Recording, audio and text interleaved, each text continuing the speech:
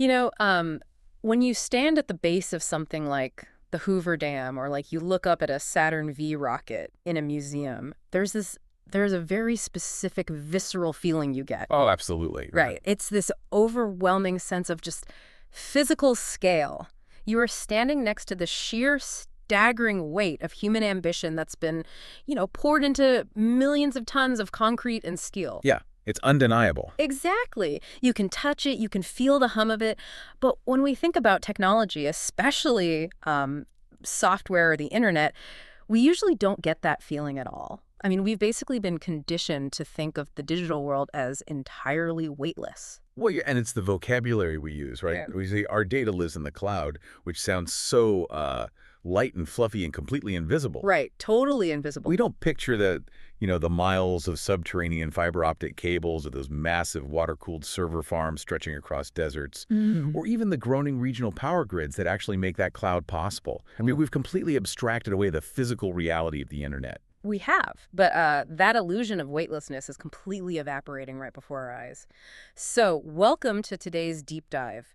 We are taking you on a journey through a very specific, incredibly pivotal snapshot in technology history today. A huge snapshot. Yeah, we are looking at the May 21, 2026 edition of the Tech Reader AI Digest by Aaron Rose, and our mission for this deep dive is to look at the just mind-boggling physical and financial scale of the current artificial intelligence rollout and the really high-stakes dance of trying to regulate it all. It really is a perfect snapshot, too. But because it captures everything happening at the absolute frontier of technology, Yeah. and it's all colliding on a single Thursday. Yes, exactly. You have private enterprise moving more capital than some industrialized nations. You have physical infrastructure being built at a speed we basically haven't seen since the Industrial Revolution.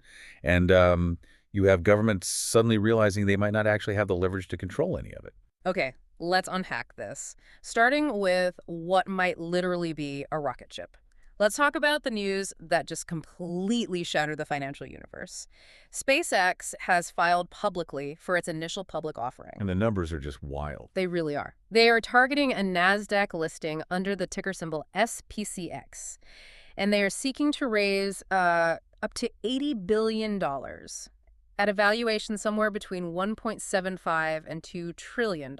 Yep. To put that into immediate context for you, the previous record holder for the largest IPO in human history was Saudi Aramco back in 2019. Right. And they raised $29 billion. Wow. So SpaceX isn't just breaking the record for the biggest public raise ever recorded. They are attempting to nearly triple it. Triple the biggest IPO ever. And when you hear SpaceX, your brain probably goes straight to rockets launching from a pad or maybe the Starlink satellite dishes you see on people's roofs. Sure. But looking closely at this S1 filing, this isn't an aerospace company going public. Not really. I keep coming back to this analogy. It's like looking at a 19th century railroad company. Oh, I like that. Right. Like they've spent 20 years and billions of dollars laying down tracks across the continent. But suddenly they realize the unimaginable wealth isn't just in, running the steam trains back and forth. The real money is in laying the telegraph lines right alongside those tracks. Yes. Whoever owns the underlying communication infrastructure owns the future of the economy. SpaceX has fundamentally morphed into an AI infrastructure giant. That is a remarkably precise way to look at it. Because the rockets, the trains, in your analogy, are merely the delivery mechanism for the infrastructure. Exactly. The financial disclosures in this filing make that pivot incredibly clear.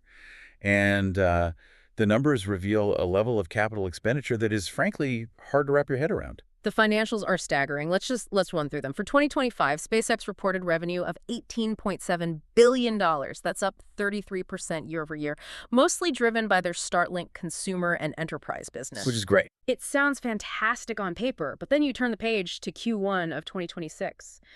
They posted a massive net loss of $4.3 billion in just one quarter. In 3 months. Yeah. For comparison, in the same quarter the year prior, they lost $528 million. That is an almost violent jump into the red. And it's largely driven by the xAI merger, which SpaceX spent $20.7 billion on last year. Right. So you add it all up, and as of March 31st, SpaceX has an accumulated total deficit of $41.3 billion. What's fascinating here is how institutional investors are going to digest that specific number. Because historically, you look at a $41.3 billion deficit and a $4.3 billion quarterly burn rate, and the market would panic. They'd run for the hills. Exactly. It would look like a massive red flag. But in the current macroeconomic landscape, institutional investors look at that Q1 net loss, and they don't see a failing business model. They see the sheer crushing capital weight required to build at the absolute frontier of artificial intelligence. So it's basically a flex. It really is. It proves that playing in this sandbox requires resources that, frankly, only a handful of entities on the entire planet can muster. It's the cost of doing business when the business is literally inventing the future. But I'm looking at this differently when it comes to how this business is actually run, because the governance structure outlined in the filing is just wild. Elon Musk will hold 85% of the voting power through these special Class B shares. Yeah, we should probably pause and explain what that actually means structurally, because Class B shares are a mechanism that completely divorces financial ownership from operational control. Okay. So you, as a member of the public, can buy regular shares, Class A shares, which give you an economic stake in the company. But Musk's Class B shares carry super voting rights, often 10 or 20 votes per share. Wait, so I'm buying in, potentially helping fund an $80 billion raise, but I'm getting absolutely no say in the direction of the company. Basically, yes. I mean, the filing explicitly states he will have the power to control the outcome of all matters requiring shareholder approval, including electing the entire board of directors, and the charter actually gives him the freedom to engage in businesses that compete directly with SpaceX. Which is an incredibly unusual and aggressive setup for a public company of this proposed scale. Yeah. You are essentially asking public markets to buy into a $2 trillion entity where they are structurally locked out of the driver's seat. Wow. It is a pure, unhedged bet on a single individual's vision and absolute authority. And a massive part of that vision is tied up in a customer contract that was finally made public in this filing, the Anthropic connection. Right, the big reveal. Yeah, it turns out the AI lab Anthropic has a compute deal with SpaceX's new Colossus 1 supercomputer that is worth $1.25 billion. And that is not per year. Oh. That is per month. $1.25 billion every single month, ramping up to full rate in Q2 and Q3 of 2026. This single contract could add roughly $2.5 billion in quarterly AI revenue for SpaceX. And that detail is exactly why your telegraph analogy holds up so well. Anthropic is paying SpaceX for the underlying compute power, the physical servers and processors, to train and run their frontier models. Right. But the most ambitious part of this S1 filing isn't the terrestrial supercomputer. It's where SpaceX plans to eventually put that compute power. Yes. There is a specific quote in the filing where they state, and I'm quoting here, "We believe orbital AI compute is an incredibly difficult technical challenge that only we can solve at scale in the near term." Orbital AI compute. They literally want to put data centers in space. Which, if you understand the physics of data centers, Sure. it solves so many massive terrestrial bottlenecks. How so? Well, down here on Earth, AI data centers are constrained by the local power grid. I mean, they require gigawatts of electricity. They require millions of gallons of fresh water just for cooling the server. Oh, right, the environmental impact. Exactly. Plus, you are constrained by zoning laws and real estate. But in orbit, you have access to continuous, unobstructed solar energy. You get natural, absolute zero cooling simply by keeping the servers in the shade of the vacuum of space. That's crazy. And you have essentially infinite physical room to expand. Okay, that sounds great in like a sci-fi novel, but how do you actually get the data back down to Earth? If I ask an AI a question on my phone and it has to beam up to a satellite, process in a space data center, and beam back down, doesn't the latency make that totally impossible? That is the exact technical challenge SpaceX claims they are uniquely positioned to solve. They aren't relying on traditional radio waves. The Starlink network currently uses a mesh of optical lasers, literally satellites shooting lasers at each other in the vacuum of space to transfer data. Wow, lasers. Lasers. And because light actually travels about 40% faster in a vacuum than it does through the glass of terrestrial fiber optic cables, an orbital data center could theoretically route information around the globe and down to a ground station faster than a data center located across the country on Earth. Okay, so they are building the infrastructure of the future, and they're doing it in orbit. But this brings up a huge logistical question for me. If SpaceX is burning through billions of dollars, posting that $4.3 billion loss in a single quarter to build out all this terrestrial and orbital AI hardware. Who exactly are they giving all that money to? Oh, it is funneling almost entirely into one specific company, NVIDIA. Right. Let's look at NVIDIA's Q1 2027 earnings, which were also detailed in this digest. NVIDIA reported a record $81.6 billion in revenue for a single quarter. Unbelievable. That is up 85% year over year. And of that $81.6 billion, a staggering $75.2 billion is strictly from their data center division. It's just math. Their net income nearly tripled to $58.3 billion. And they announced an $80 billion share repurchase authorization. And they massively hiked their dividend from 1 cent per share to 25 cents. We really need to respect the scale of those numbers, because these are no longer standard technology company metrics. I mean, when a company is selling $75 billion in data center hardware in 3 months, you are looking at figures that historically belong to global energy conglomerates or like national infrastructure initiatives. It's insane. And we usually use that old cliche, right? In a gold rush, sell the picks and shovels. Right. But that feels way too small for what NVIDIA is doing. It's more like, imagine a city is undergoing a massive skyscraper boom, but one single company holds the exclusive global patent on the only type of high tensile steel capable of building past 10 stories. If you want to build up, you have to pay their coal. That is a much better framework. NVIDIA's CEO, Jensen Huang, framed it similarly in the digest. He called this the largest infrastructure expansion in human history. And he's probably not wrong. He is not exaggerating at all. NVIDIA is currently the sole platform running all the frontier models. Huang specifically named Anthropic, OpenAI, SpaceX's xAI, Meta, and Google's Gemini. They are all entirely reliant on NVIDIA's architecture. But here's where it gets really interesting to me. With these historically massive numbers, with almost $60 billion in pure profit in 1 quarter, why did NVIDIA's stock actually fall 1.5% after earnings? I literally had to reread that line in the digest. How do you triple your net income and the market responds by selling off? It comes down to the somewhat bizarre psychology of high-stakes markets. When a company becomes the foundational pillar of a multi-trillion-dollar global shift, the market price is in absolute perfection and then demands even more. Wow. Yeah, the stock fell partly because whisper number expectations were somehow even higher than an $81 billion quarter. But more importantly, there are underlying market anxieties creeping in regarding capital expenditure. You mean investors are looking at companies like SpaceX burning $4 billion a quarter and starting to sweat? Precisely. Investors are asking, is this level of AI infrastructure spending actually sustainable? Can these tech giants keep buying $75 billion worth of chips every quarter indefinitely? Or are we going to hit a wall where the AI models aren't generating enough direct profit to justify the server costs? Right, but looking ahead, NVIDIA certainly doesn't see a wall. Their Q2 guidance is forecasting $91 billion in revenue, and they have a massive new catalyst coming for you. The Vera Rubin platform ships in Q3. The specs on this are wild.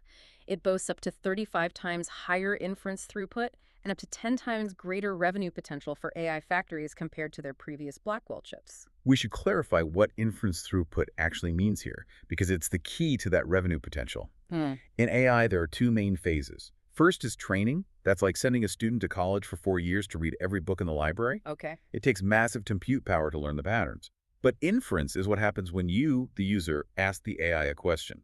It's the student taking the test. So inference is the actual day-to-day operation of the AI. Exactly. When a chip has 35 times higher inference throughput, it means a data center can process 35 times more user queries per second using the same amount of hardware. That's huge. It directly translates to higher margins and greater revenue potential for NVIDIA's clients. The customer updates in the filing confirm this relentless pace of adoption too. OpenAI's upcoming GPT 5.5 was trained on Blackwell. Microsoft's Fairwater AI data centers are already live early, running hundreds of thousands of GPUs. AWS is adding over 1 million Blackwell and Rubin GPUs.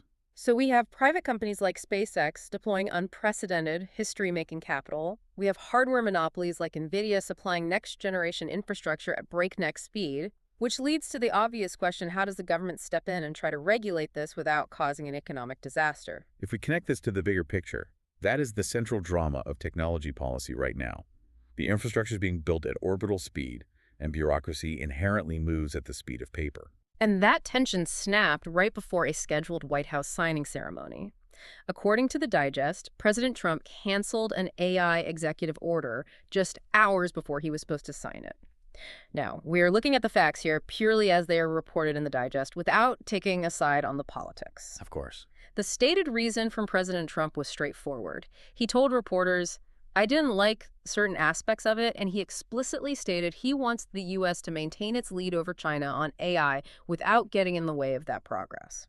And the aspects he didn't like point directly to a fierce, ongoing negotiation behind the scenes regarding safety testing. The draft of this executive order included a framework that would require AI companies to share their advanced models with the government for a period of time before they are launched to the public. Okay. The entire debate hinges on the length of that time frame. Yeah. One draft proposed a 90-day pre-launch review period. The AI companies, including OpenAI and Anthropic, pushed back hard for a much shorter window, specifically 14 days. So what does this all mean? Because a 14-day review window seems entirely performative to me. You can't even stress test a basic mobile video game in 2 weeks, let alone a frontier AI model that can write code and synthesize biological data. Are the AI companies just asking for a rubber stamp? It's less about wanting a rubber stamp and more about the brutal economics of the tech cycle. Think of it like the Apple App Store review process, but scaled up to $1 trillion geopolitical level. Right. In the AI industry, time is quite literally market dominance. A 90-day window provides the government with meaningful oversight. It gives them 3 months to probe the model, test its safety limits, and potentially mandate modifications. But for the company? For the company, an enforced 90-day freeze fundamentally breaks their entire product release cycle. When new hardware from NVIDIA is dropping every few months, making things 35 times faster, a 90-day wait means your competitor might launch a breakthrough while your product is sitting frozen on a government desk. A 14-day window isn't a deep safety test. It's practically just a notification. It's an email saying, "Here is our new model. We are launching in 2 weeks. Heads up." And the delay of this executive order perfectly illustrates the core tension in AI regulation globally. It is the desire for safety and oversight versus the absolute necessity from a national security and economic standpoint of speed and time to market. And for now, as the Digest notes, the speed limits are officially off. No revised timeline for the executive order was given. Wow. Yeah. There are voluntary agreements still in place, though the KSI pre-release evaluation agreements that were signed by Google, Microsoft, xAI, Anthropic, and OpenAI are still in effect. But those are purely voluntary. As far as strict mandatory government roadblocks, the labs have a completely clear runway. It is a phenomenal snapshot of where we are right now. Let's recap this journey we've been on today for you. We started by looking at the staggering, history-making cost of building the future, laid bare in SpaceX's $80 billion IPO, and their massive quarterly losses to fund the physical hardware of xAI. We explored the mechanics of why they want to put that hardware into orbit. We saw the historic energy sector-level profits of the company holding the patent on that future, NVIDIA, pulling in $75 billion in data center revenue in a single quarter. And we saw the government's hesitation to slow any of this momentum down, freezing an executive order to keep the U.S. moving at top speed. It is a trifecta of massive capital, massive physical infrastructure, and massive geopolitical stakes. And if you are wondering why this specific snapshot matters to you, why you should care about SEC filings, server cooling, and government review windows, it's because this underlying infrastructure race dictates the literal tools you will be using tomorrow. Absolutely. The Digest included a bunch of quick hits that show how this macro build-out trickles down to the micro level. Apple's WWDC is coming up with major AI announcements expected. OpenAI is looking at an IPO approaching a $1 trillion valuation, and GitHub Copilot is shifting to token-based billing in just 11 days. We should quickly clarify what token-based billing means in that context. In AI, a token is roughly equivalent to a syllable or a word. Shifting to token-based billing means instead of paying a flat monthly subscription fee for an AI coding assistant, developers will be billed like a utility. Oh, like running the water tap? Exactly. You pay precisely for the amount of compute you consume. It makes sense. The tectonic plates shifting at the trillion-dollar level with SpaceX and NVIDIA dictate the cost structure of the software on your phone and the code in your repositories. This raises an important question, though, and it's something to carry with you.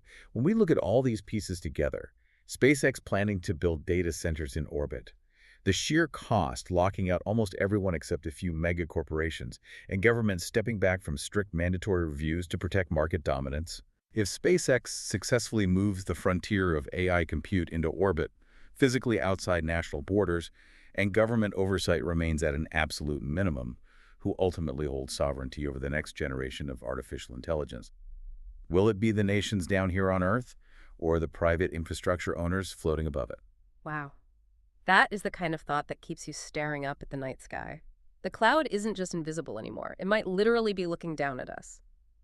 Thank you so much for joining us on this deep dive. Keep questioning the scale of things, keep exploring, and we'll see you next time as we keep unpacking the future.